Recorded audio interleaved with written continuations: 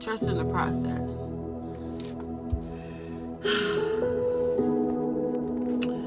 So when they say trust the process, that doesn't mean that you're not going to have breakdowns. That doesn't mean that you're not going to feel emotions, that you're not going to feel overwhelmed sometimes. You're not going to feel like doing what you were set to do.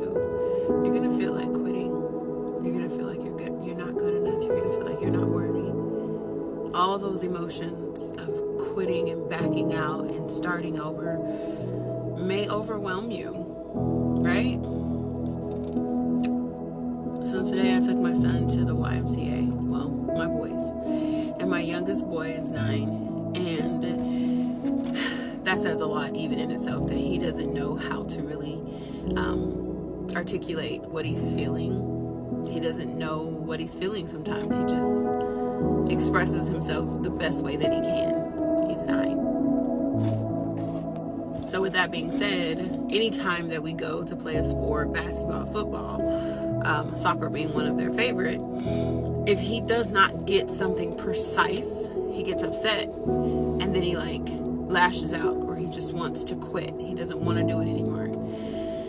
And while that is okay for him to express himself that way in that moment, me as mom trying to teach him how to understand his emotions and how to cope with his emotions and how to navigate through that. So we're leaving the YMCA, and you can see his body language is clearly telling me that he has an attitude. Because we go often, he is trying his best this time to not give away that I am angry, I'm pissed off, because I know if I show my mom that my emotions is out of control and that I'm not managing them well, she probably won't bring me back. But I'm watching him like a hawk, because you know your children, right? So his body language is showing me everything that he's upset. And I could have just let it go. And I didn't pressure him. I just asked him in a soft voice, did something go wrong on the soccer field? Like, did you feel like you didn't get a goal correct or a move correct? And he said, yeah. I said, okay. So I get in the car. I could have gotten upset. And sometimes, don't get me wrong, I have gotten upset. Because you want your children to manage their emotions well. You want them to. But I think sometimes that we forget their age, we forget that they're learning themselves. So with that being said, I sat in the car and I said, Grayson, is it okay if I share a story about mom and how she's overcome some things that I didn't think I was going to be able to? He answered very quietly, yes. So I proceeded to share with him from February that I had hired a trainer, and I've never done strength training in my life. I am usually like cardio girl, walking, running, eating well. So in my youth, I stayed thin just because I was young, you know. I didn't eat well when I was young. I just was a thin girl. I could eat whatever I wanted to. But you know, life changes. Babies change your body. Circumstances, situations, they just change, right? So in this state of my life, I wanted to transform my body. I wanted to look the greatest and feel the greatest I'd ever felt. That was something that I wanted to invest in myself. However, on this plan, it had said 20 minutes on a Stairmaster. And let me tell you, the Stairmaster is death if you've never been on it before. It'll kill you. Not literally. So what I was saying was, the Stairmaster is a tough thing to get on. Let me just say that I would get on it for 5 minutes and then I'd get off. I couldn't do any more than that. I was instructed, like I said, I was instructed to do 20 minutes. I could not this before. I had never been there before. But as a woman, as an adult, was it okay for me to cry? It may have been okay for me to cry and break down in the gym.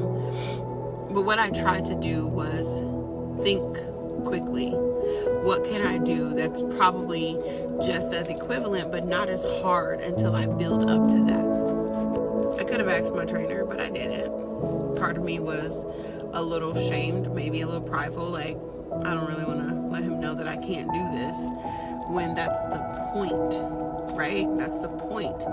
Another point in this, that you gotta ask questions. You have to ask questions when you're going through a journey of learning something new. So what I did was I got on the treadmill and I would go 20-30 minutes at an incline above 6. Started at 4, built my way up to 6, and then built my way up to 11, 12. And that was a blessing. I saw myself like growing. I saw my breathing getting better. I saw that I wasn't as exhausted when I got off, and I felt different. I felt my body being more limber. Like I was just ready to get into my workout. Well,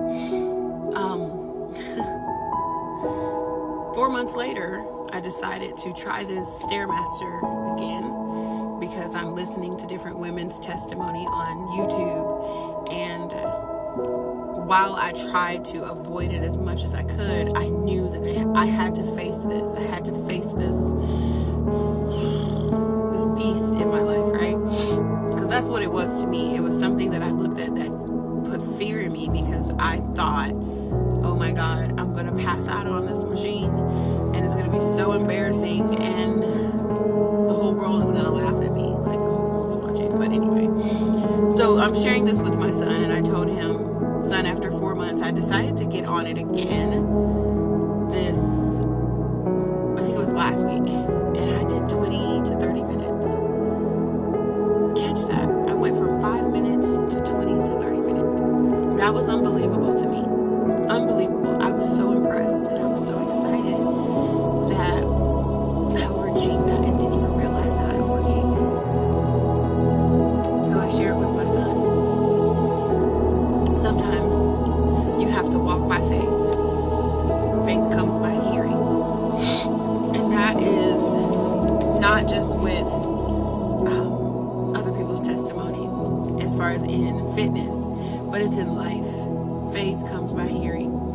Faith is not always what you see, but it is always by what you hear. What are you feeding yourself? And it's also by what we say out of our mouth. I don't think that I ever said, or maybe I did say, that I can't do this. I can't get on this. I'm not good enough to get on this Stairmaster. I am not equipped to get on the Stairmaster, until one day, after hearing the testimonies of the other women, I said, I gotta do this. And when I did it, I felt so amazing. Not even amazing in my body. My self-esteem was so over the roof of, you did something. And you didn't go the extra mile to like beat yourself up on the machine. You just waited. And I think that we have to do that in life. And I explained to him, you may have to train different. First things first, we got to train our mind. Be still and know that I'm God. That's a scripture that I stand on daily. Be still and know that I am God. And whatever you can't face, know that He will face it with you. You know that He will take you through this thing. And I'm so grateful that He took me through this.